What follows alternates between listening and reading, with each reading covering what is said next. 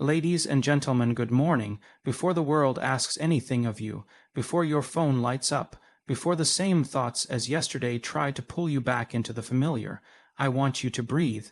Right now, breathe into the version of yourself you've not yet met, but who already lives within you.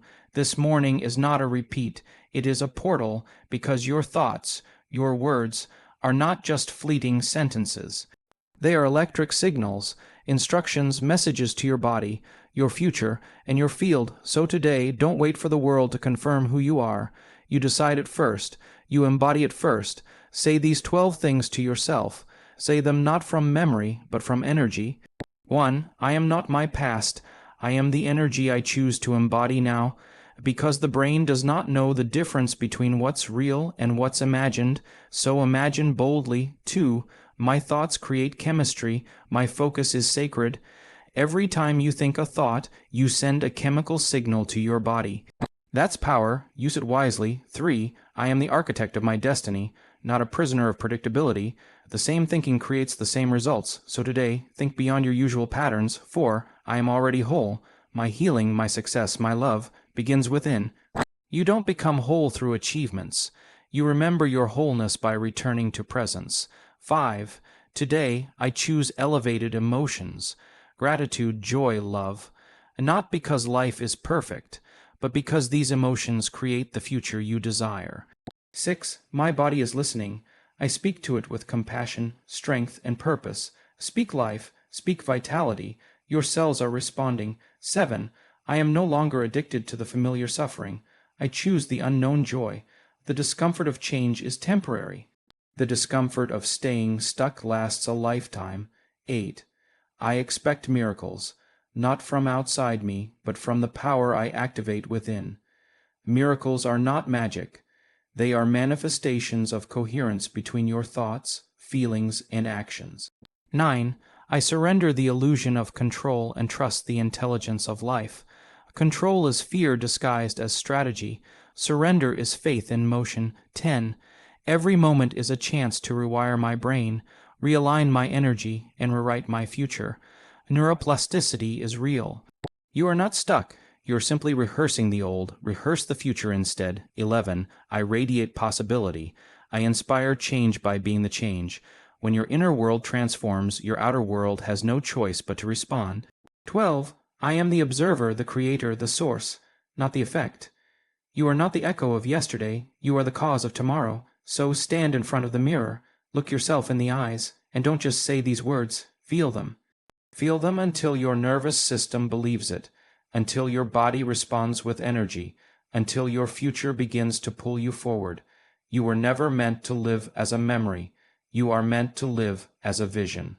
And that vision begins now. So who will you choose to be today? Because when you change your energy, you change your life. Would you like this speech formatted as a PDF or turned into a video script? I am not my past. I am the energy I choose to embody now. This single statement holds immense transformative power. Most people live every day anchored to the memories of who they were, what happened to them, and the familiar emotional states that shaped their identity. They wake up thinking the same thoughts, feeling the same emotions, performing the same behaviors, and expecting something different to happen. But real change doesn't come from repetition of the past. It comes from choosing a new internal state, a new energy, a new identity in the present moment. Your past is not just a set of events. It's a program stored in your nervous system, and every time you recall a memory with the same emotional signature, whether it's shame, guilt, anger, or fear, you are not just remembering the past, you are reliving it. You are firing and wiring the same circuits in your brain and emotionally conditioning your body to believe that the past is who you are. That cycle continues until the body becomes the mind, and your biology matches your history. But here's the breakthrough. Your brain is plastic, your identity is fluid, and energy responds to awareness. When you declare, I am not my past, you disrupt the pattern, you interrupt the signal, you create space between stimulus and response. That space is consciousness, it is choice, it is the opening for change, the energy you choose to embody now. That's your signal to the quantum field. You can choose elevated emotions like gratitude, courage, forgiveness, and love, even when your external world hasn't caught up yet. When you do, you break the chemical addiction to past emotions. You tell your body a new story. You condition your nervous system to a future you desire, not a past you regret. You become the creator, not the consequence. Your energy shifts from being defined by memories to being guided by vision. This is where transformation begins, not in trying to fix the old self, but in stepping into a new one. Your past prepared you, but it does not define you. The moment you stop defining yourself by a story of limitation and start embodying the energy of expansion, your entire biology begins to align with that new reality. My thoughts create chemistry. My focus is sacred.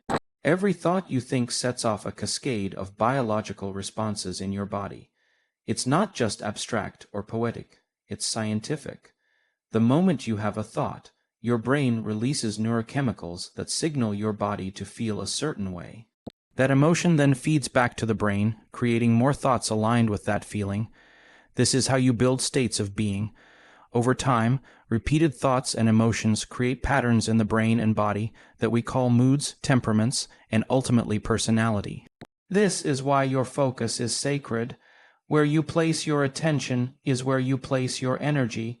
If you spend your day unconsciously focused on fear, resentment, or lack, your body becomes conditioned to those states. Your internal environment becomes toxic, not because of the world around you, but because of the meaning you're assigning to it. Focused thought is like a tuning fork. You are broadcasting a frequency that either draws coherence or chaos. The brain is an artifact of past experience, but it can be used as a tool to design the future. When you choose to consciously direct your thoughts, when you focus on what you want instead of what you fear, you change your internal chemistry. The body begins to respond to a new mind. You start producing different hormones, altering gene expression, and shifting your emotional baseline. Most people think they're thinking, but they're really just remembering. They're rehearsing old scenarios, reliving past wounds, and reinforcing the same neural networks that keep them anchored in the known. But the moment you become aware of this loop, you have power. You can interrupt it with intention. Intentional thought, combined with elevated emotion, sends a coherent signal into the field. It's not just thinking positively, it's thinking with clarity and feeling with purpose. That signal influences not just your internal state, but the environment around you. This is how you become a magnet for synchronicity, opportunity, and healing. When you understand that your thoughts are not benign, you start to treat them with reverence. You begin to filter what deserves your focus. You no longer waste attention on gossip, complaint, or self-doubt. You realize that every time you think a thought, you are scripting your biology and sculpting your future. I am the architect of my destiny, not a prisoner of predictability. So many people live as if life is something that happens to them, as if their fate has already been written by their past, their upbringing, or their circumstances. They unknowingly surrender their creative power to the momentum of what's familiar. Day after day, they wake up and unconsciously step into the same thoughts, the same emotions, and the same choices, which lead to the same experiences. The future then becomes a predictable extension of the past, not because of fate, but because of habit. To be the architect of your destiny means to step into the unknown and start designing your reality from intention rather than reaction. It requires you to become conscious of the programs running beneath your awareness. These are the stories, beliefs, and identities you've accepted over time, many of which were installed by others and reinforced by repetition. Until you see them, they control you. Once you see them, you can rewrite them. The brain, when left unchecked, will always seek the familiar, even if it's painful, because safety is more important to survival than happiness. But you're not here just to survive. You are here to create, to design, to imagine something greater than what has already been. that begins when you stop living as a memory and start living as a vision. Every choice you make is a brick. Every thought is a blueprint. Every feeling is the mortar that binds the structure of your future. When you understand that you are not your circumstances, but the consciousness that responds to them, you take back authorship of your life. You begin to see that the external world is not something to be feared or controlled, but something to be shaped by who you decide to become. This shift is not about denial of the past or rejection of challenges. It's about claiming responsibility for your response. It's recognizing that your internal state writes the code of your personal reality. If you continue to think and feel the same way, you'll continue to produce the same outcomes. But if you dare to think beyond your environment, if you dare to feel elevated emotions without needing external reasons, you disrupt the predictable pattern and step into creation. I am already whole. My healing, my success, my love begins within. So many are conditioned to believe that something outside of them must change for them to feel better, that once they find the perfect relationship, the ideal job, or the validation they've been chasing, then they'll finally feel complete. But this model places power outside the self. It reinforces a belief that fulfillment is dependent on circumstances, people, or achievements. That belief keeps you chasing, keeps you searching, keeps you waiting. And while you wait, you remain disconnected from the truth of who you really are. Wholeness is not something you earn. It is something you remember. At your core, beneath all the stories, wounds, labels, and expectations, you are already complete. Your body knows how to heal, your heart knows how to love, your mind knows how to create. But when you live in separation from this truth, when you live in the illusion that something is missing, you create resistance. Resistance in the mind, imbalance in the body, and fragmentation in the soul. Healing, then, is not about fixing something broken. It's about restoring connection. It's about tuning back into the intelligence that has always been there. When you start each day from a place of inner completeness, you stop looking for the world to give you what you think you lack. Instead, you bring your fullness to every situation, every relationship, every challenge. You shift from need to offering, from waiting to generating.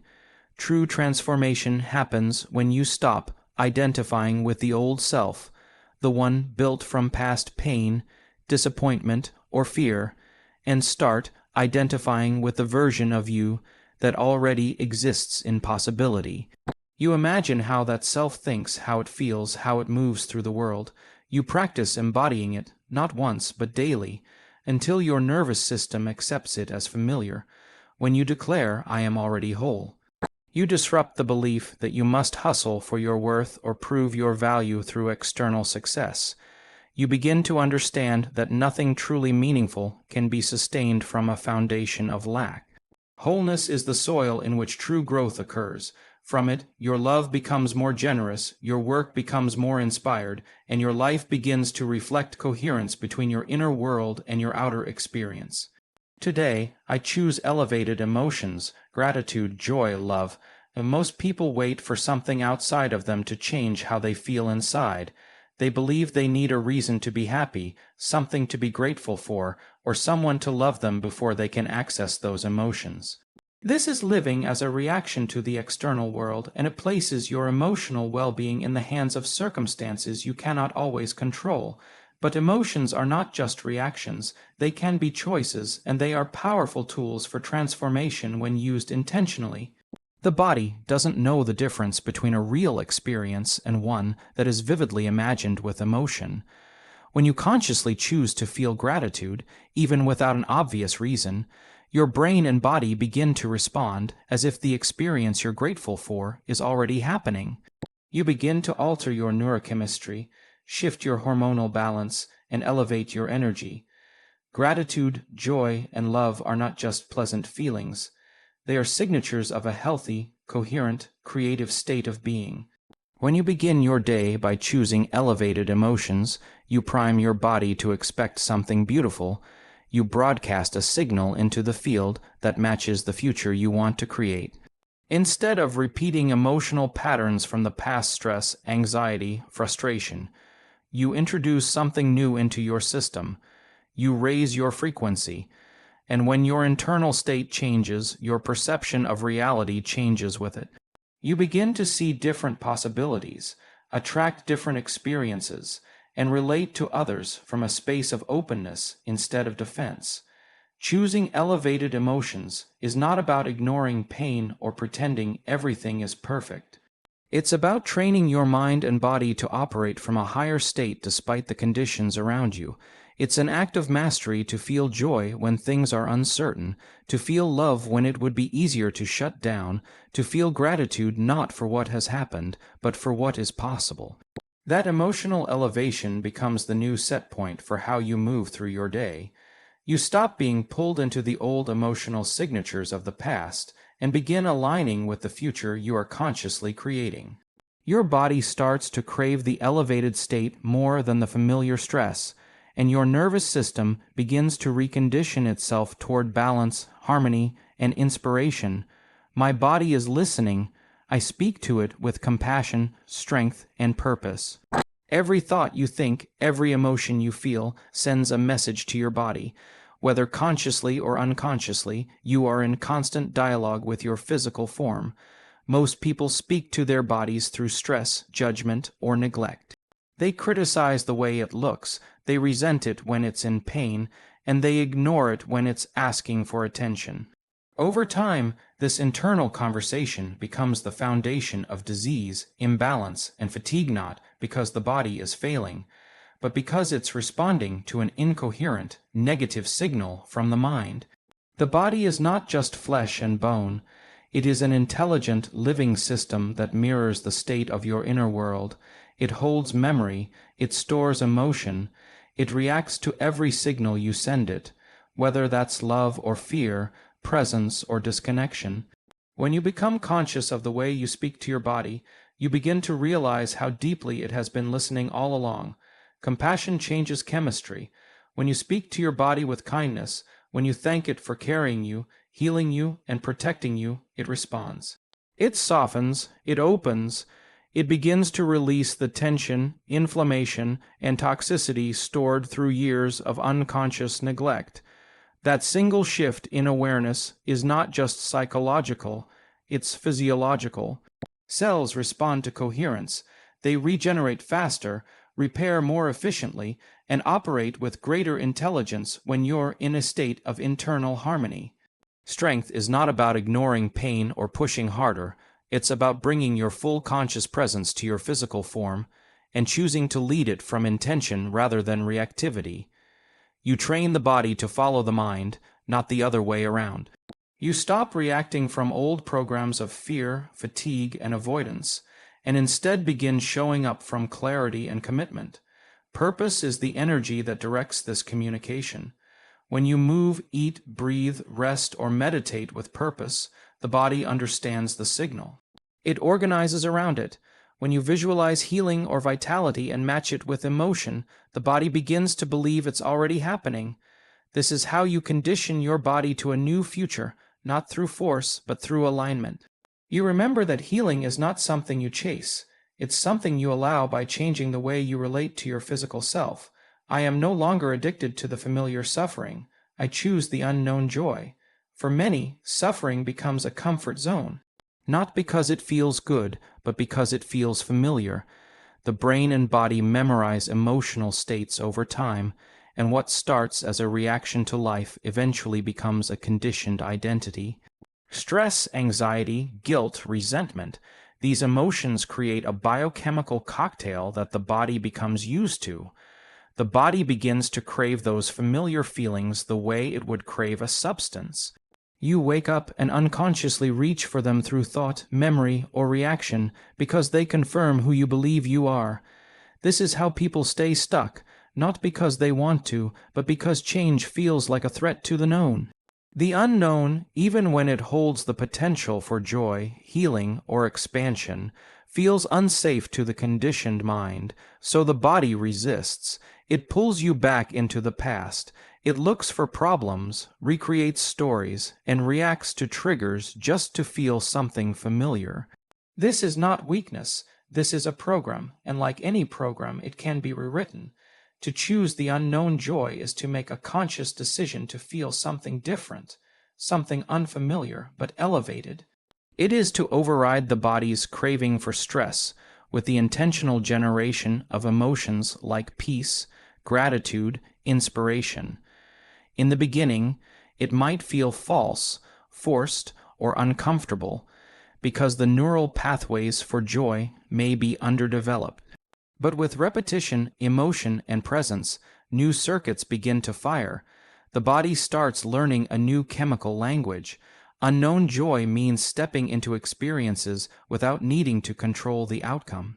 It means waking up without replaying pain, without scanning for threats, without needing a reason to feel good. It's a declaration that you will no longer allow your past to dictate your emotional baseline. You begin to associate your identity with possibility instead of limitation. You start to feel good without needing anything outside you to justify it.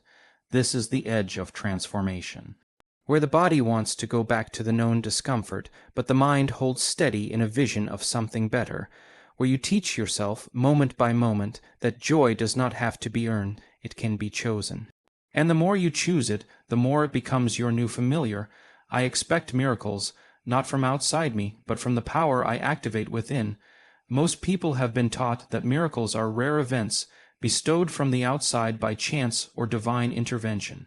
They wait for life to change, for circumstances to shift, for luck to arrive. This mindset reinforces passivity. It suggests that power lies outside the self and that transformation must be triggered by something external. But true miracles are not accidents. They are the natural result of inner alignment. They are the byproduct of coherence between mind, body, and energy. When you begin to shift your attention inward and recognize the creative intelligence flowing through you, you no longer wait for life to hand you something. You start to expect alignment because you understand your role in shaping it. Expectation is not hope, it's a magnetic command. When it comes from deep belief, it signals the field around you and reorganizes matter to reflect that internal reality. The moment you feel worthy of receiving, the moment you feel as if it has already happened, the quantum field begins to respond in kind. To expect miracles is to live in a state of receptivity, not because you're entitled, but because you are aligned. You've done the inner work. You've elevated your emotions. You've rehearsed a new reality in your mind so many times that your body believes it's already true. That belief broadcasts coherence, and coherence is what the universe listens to. It's not about wanting or needing, it's about becoming. Miracles are not flashes of magic.